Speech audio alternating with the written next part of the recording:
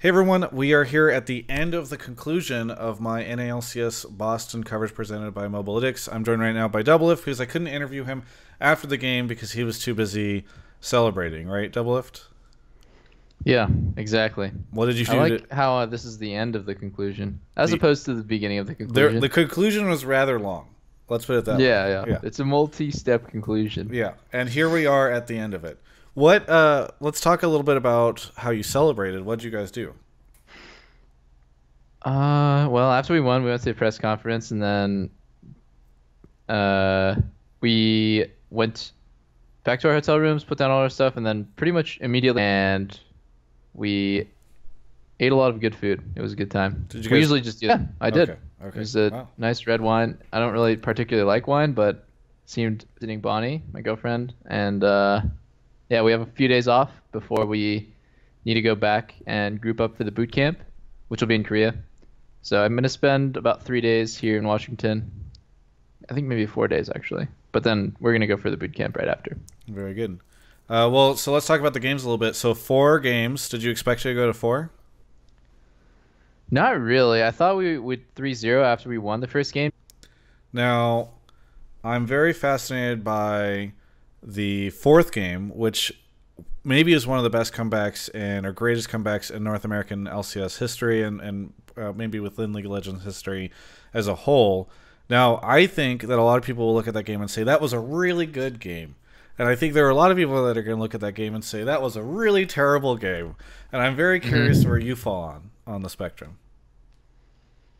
Hmm. That was a classic NA game. I don't know what to say. Like, I think to be honest, in the finals, I feel like both teams played pretty bad. Like, TSM, we just played so bad. I'm just shocked that we were able to win. Like looking back, because we played probably at like maybe like 75% of how good we actually were at the time. I don't know why. Like, it was a bunch of different factors, but I think we were caught off guard a lot of the time in the early game, and then we just like made really uncharacteristic mistakes and fell really far behind. And like we usually stem the bleeding really easily, like off of. So it's a good game in the sense that I think it's always possible to come back, and if you have smart team play, then you can always come back. But it was kind of a bad game because we let them get. We just made a lot of mistakes.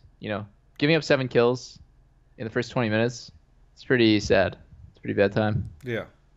Did you always know you could come back from that? Because I think everybody in the stadium had pretty much just written it off as like, all right, on to game five, silver scrapes or whatever. Like the media all have to rush down to the main stage area, and I think everybody was just eating food.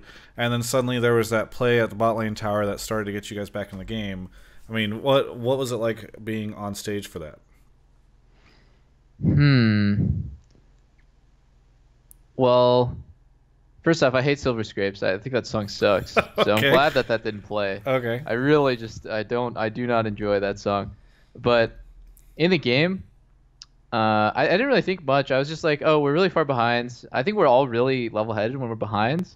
It's really weird because like back when a year ago, and I was on the same team, same roster.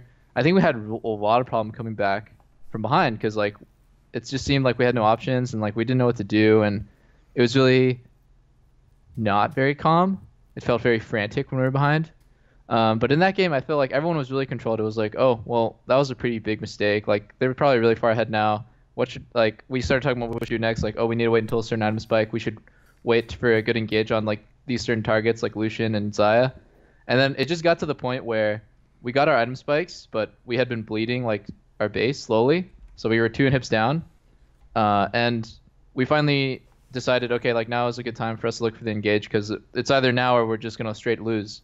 So we just kind of pushed the game to the point where we had to go, and yeah, Vincent and Dennis, they're really good on engaged champions now. I think they're really improved since the beginning of the split, and everything was just seemed very calm. Like I don't think anyone on the team was like this game is lost, but I think everyone on the team kind of realized that we're really far behind and we're probably not going to win, but we should still do our best. Yeah. And so then you just continued on, and then at what point in time did you realize, was it just that bottom lane fight whenever Vincent was able to start making plays, or when did it start to turn around? I think the first engage was at mid. Uh, as far as I can remember, it was No, mid, you're right. It was mid. and then we had another one at top and Hib on Pope. But both of them, I kind of like in the back of my mind, I thought if we fail this and if we get ace here, we're gonna lose. We're just so. But if we win this, we're not necessarily going to win. So each time, I knew there was a huge risk. So we were very careful at picking our fights. Like we only did it if we were absolutely sure that we were gonna win because if we engage a 5v5, we lose, they end. But if we engage a 5v5 and we win, we'll maybe have like we'll take a few towers. We'll maybe take Baron or something, but we're not gonna win off that. So I don't know. I think our comms it felt good when we initially came back, but it wasn't like, oh man, we're back in it. We're gonna win now. Like Yeah. it was more like, okay, who blew sums? How like why did we win that fight? How can we recreate that? Like what factors came in? Like what mistakes did they make? And how can we like account for them not making those mistakes in the next fight? So for example, the first time we engaged on Xayah, it was like Xayah died, but she didn't use her ulti or flash. So I don't think that like that's a position where she doesn't flash or ulti again. And then Vincent was like, okay, get ready. And then he says, I'm gonna flash on Lucian. We went on that. And then the next fight, I think off of that fight we got a lot of sums. So we played off the summoners that they burned from that fight. So it was just kind of like a continuation. It was all just like one big long play, and it's kind of tense because if we messed up once, we were gonna lose. Yeah. And then after you won it, what was sort of the reaction from the team, and how did everyone feel? I think they're just so pleasant. It was good. I always say that it feels worse to lose and it feels good to win. So we felt really good winning, obviously.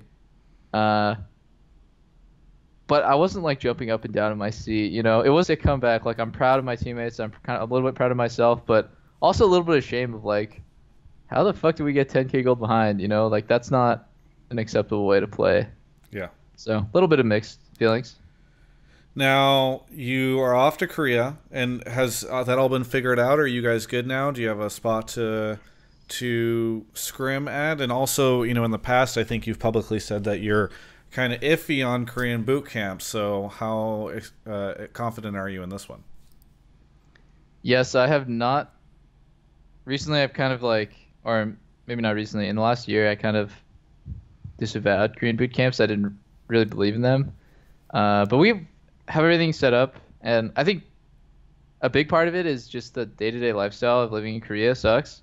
I'm not, as a foreigner, I'm not saying like Koreans in general, their lifestyle sucks, but like as a foreigner, the availability of like healthy food and food that we're used to eating, that's not too spicy or like just generally like stuff that we like to eat, but is also healthy. It's not as available as when we're living in LA, which is like super diverse, a lot of easily deliverable food straight to your doorstep, and generally like you can get healthy options. We had a lot of trouble because like Korean barbecue is a very sit down experience, but we don't go out to eat, so like we need delivery.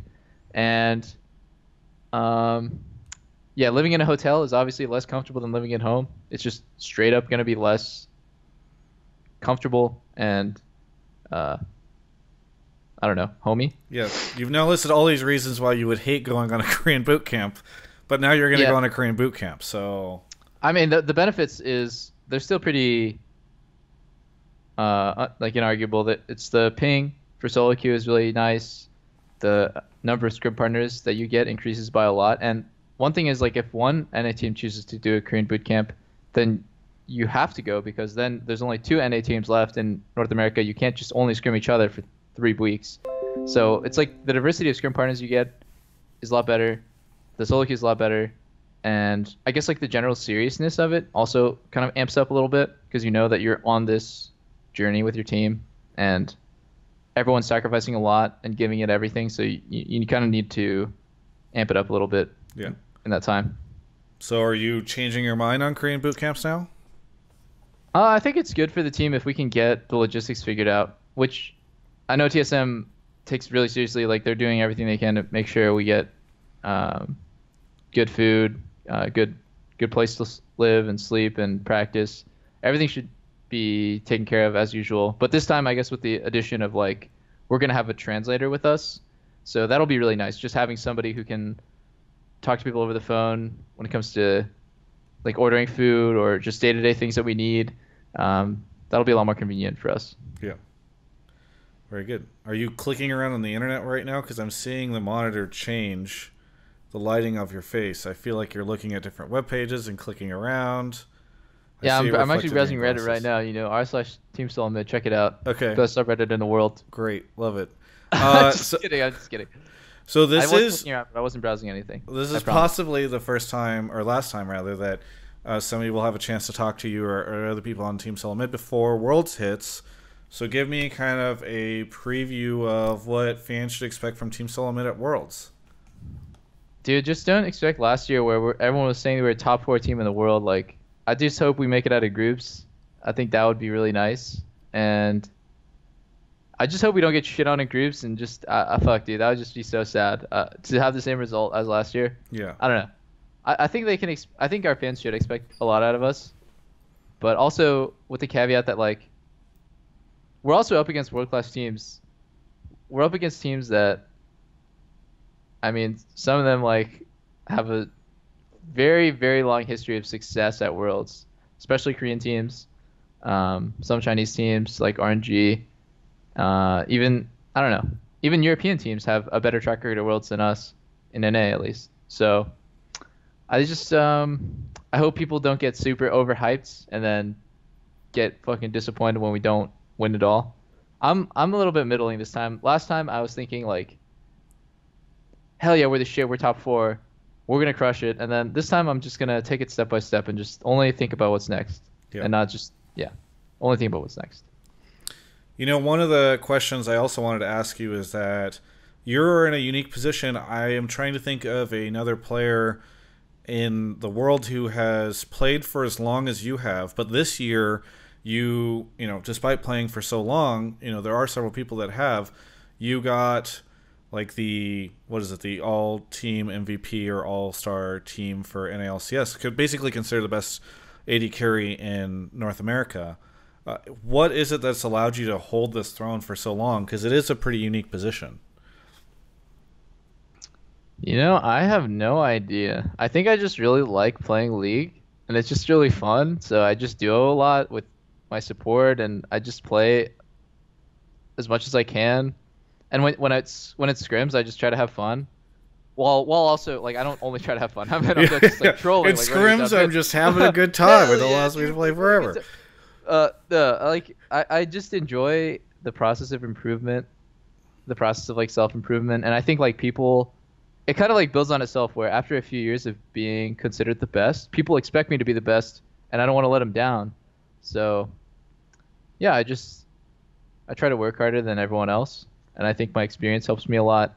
My teammates help me a lot, and I want to like. I don't know. It just everything comes together as like TSM is this factory of great team, great player mentality, and they got me and Bjergsen on the same team, and I think like he helps me so much as a fellow teammate to like just help me understand like, oh wow, this guy is so great. Like he's been a rock for so long. I want to be just like him. I think everyone on the team in a way like they look up to Bjergsen a little bit. Yeah. So yeah, a lot of things. Just so many things. My fans, my teammates, the team mentality and culture. I just really like playing League. Sounds like it's like a lot of the environment, like the TSM environment. Yeah, I think so. In TSM, it's not acceptable to be bad. That's for sure. How much did the stream split affect you that you took off this year? Was that a good thing for you? Do you think you're in better form than you would have been? Would you have been more burned out now? Would you be in an even better place because you wouldn't have taken so much time out from LCS? Like, now that you've had a whole split to kind of reflect on that decision, you know, what do you think of it? No, I'm really glad I took that break. I'm mostly grateful for how it turned out, which is I got my starting spot back on TSM and we ended up winning. So it's kind of like a perfect wrap up to that. But coming back to the break, I guess I just learned from that experience, which I never would have had if I didn't take the break. I learned that I really like being a pro. I just love competing, and when I watch other players play, I just feel like I could do that better, you know. And it's just like the same pro player mentality as I've had for so long, and if I didn't take a step back, I wouldn't be able to appreciate it so much that like, oh wow, like I love competing. I love playing with the team for a single purpose and trying to get my teammates on the same page as me, or like having them challenge my ideas and help me improve and help me have like a better perspective. And I love like meeting fans and having fans cheer for me and making them proud when I win, and also like beating myself up when I play like shit and my fans are really disappointed. Like I just love the constant tug of war that you have when you're a pro. And one really interesting thing I noticed after I came back was I realized that Prey also did this exact same thing. Everyone knows Prey, Longzhu Prey, or formerly Rocks. He also took a break and he came back and they did an interview with him, and like it was like a very short question, kind of like this, where they're just like, "Oh, how was that break? You know, what does that affect you at all even now?" I didn't realize that he took a break, and he said like, "Yeah, it helped me like realize my passion, helped me really appreciate what it is to be a pro." And I was like, "Yeah, that kind of really has a lot of parallels with me." But also, it made me realize that Prey's been playing for a super long time and he's still a beast. You know, he's still like possibly the best. He's the number one seed from LCK, so he's probably like the best AD carrying, or at least the best bot lane in LCK right now. Um, and he had a really similar experience as I did, so I think that's really cool. Yeah. So you realize, by the way, that you can take Spring Split off, stream, play less, spend a bunch of time with Bonnie, and then show up for the summer, do fine, get ranked best in North America, and play on TSM again. Assuming the format stays the same, would you consider doing it again for a No, Spring actually, Split? I would never do that again. My team would hate me so much. My team would hate me so much. You And they get would actually one split off, and then you're good. Yeah, I think one's good enough. I mean, I I don't think my team should have to deal with constant roster changes, and also it shows that I'm like not very committed if I'm Yeah. only willing to play half as much time as them. And also, I think spring is fun. You know, it might not mean as much, but it means something to the fans at least, and I think it's fun to play. Wow, this is a very different thing from what you were saying a year ago. What? Well, you used to just talk about how you didn't like Spring Split and that you thought it wasn't very useful and blah blah blah. And Yeah, like, it's the not fans that were useful saying as a so. pro. The meta is totally different. I didn't really lose anything as a player by not playing in spring, but it's Yeah. still competitive, and I mean, you got to play for the spot to go to MSI. I think maybe if I played at MSI, I would have taken a lot away. Yeah. So yeah, maybe it does actually. I kind of take that back. If you're the first place team in spring, it really does give you more experience for Worlds. Well, I'm going to link you this thing at the end here because I just lived it right as we started this interview. I linked it to you on Discord. It's on my YouTube channel called Doublelift Betrayed Me. And I linked you to a timestamp specifically so you can start watching it. Was that I felt, listen, whenever Immortals and Okay. TSM are on stage, I don't think I'm necessarily rooting for one or the other, but I will say I do get happy, and I have to admit this, whenever Peter wins something, he's my friend, and I really want him to do well. And so I knew that if he had won on stage... Oh, Travis, you get happy when I win? I get happy when I win too. Thanks. Did you That's did nice. you keep watching? Oh, no, I didn't keep I read a watching. comment saying I didn't notice it at first either until actually I'd already published the video. But if you listen, and I'll turn the volume up here, you can kind of hear that there's a little bit of a conversation between Soren and Peter before the start of the press conference. Oh shit, dude, why? Why did you amp up the volume on this? I had no idea, dude. Honestly, I had no idea that you're in Boston. You didn't tell me anything. I told you never I was me. coming the No, you last didn't. time we You hung tell out, and I was all on me. social media. Honestly, I don't remember. I just How don't, did I don't you look at not? social media. I don't look at social media looking up to it, and you know that I have really bad hearing. Yeah. Well, do you want to comment on the video clip that plays at the end there? I don't know if you saw it. At the end, Yeah. not the one where I say, Not "Oh, the Travis is amped here." up one. Yeah. Oh, wait, you fucking bitch! You stole my video. I did You better steal give it. me royalties on It's this. clipped out. People can go find it You on Twitter. clipped out my video. That's not fair use. That's not Yeah, fair yeah. use. YouTube, That is flag super this. fair use. Flag That this. is the definition of fair use. I clipped it Flag out this there. one. I used only a Alright. portion of it. I'm just happy that I just like trolling Vincent. He's a cute little boy, and sometimes he just looks too scrumptious over there. It's part of the reason why we're so good as a duo, and you know. Didn't know I was in Boston. Getting in bed with Vincent. Just very rude. Is there anything that you're going to be doing in Seattle over the next couple days? No, I think I'm just chilling a lot with Bonnie, and we're just You guys aren't going to go do anything? not No, not anything special or particular. Oh, well, I don't really like going outside. you So we probably usually won't just see her spend a lot again for like 7 weeks, and you're just gonna hang out and not do anything. Yeah, I mean that's to me that's the best use of time, dude. Just hang out, go eat together, maybe like hang out with some friends or play games, watch shows.